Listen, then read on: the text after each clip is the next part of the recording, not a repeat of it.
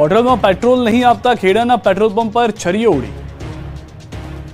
પ્લાસ્ટિકની બોટલમાં પેટ્રોલ ન આપતા બવાલ થઈ ગઈ. નડિયાદમાં VKB રોડ પરના કુબેર પેટ્રોલ પંપ પર કેટલાક લુખ્ખાઓ પ્લાસ્ટિકની બોટલ લઈને પેટ્રોલ ભરાવવા માટે આવ્યા હતા. ત્યારે નિયમ મુજબ પેટ્રોલ પંપના કર્મચારીએ બોટલમાં પેટ્રોલ ભરી આપવાની ના પાડતા 4 થી 5 અસામાજિક તત્વોએ ધમાલ મચાવી હતી.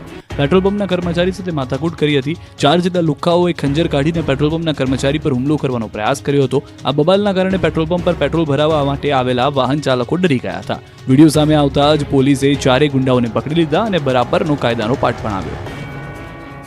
અમદાવાદના ચાંદખેડામાં પરિવાર પર હુમલાનો આરોપ. 10 લોકોનું ટોળું ઘરમાં ઘૂસી તોડફોડ કરી. 39 બંગલાવાળી તલાવડીમાં બન્યો બનાવ. ગઈકાલે પરિવાર પર હુમલો કરવામાં આવ્યો હતો. પોલીસ અરજી નોંધી છે.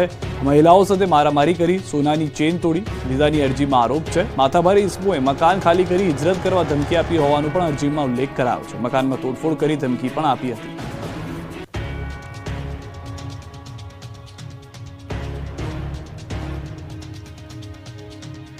3 શહેરમાં જોવા મળ્યો રફતારનો કહેર. વડોદરા કાર પલટી 3 ગોથા મારી ગઈ.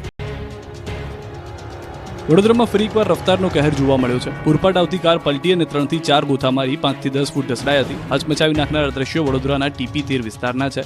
પૂરપાટ ઝડપે આવતી કારે પલટી મારતા અકસ્માત સર્જાયો હતો. CCTVમાં જોઈ શકાય છે કે પૂરપાટ ઝડપે કાર આવી રહી છે ત્યારે જ કાર ચાલક સ્ટીયરિંગ પરથી કાબુ ગુમાવે છે અને કાર પલટી મારે છે. દૂર સુધી ઢસડાય છે. જોકે સદનસીબે ઘટનામાં કોઈ જાનહાની થઈ નથી. પોલીસે કાર ચાલકની શોધખોળ હાથ ધરી.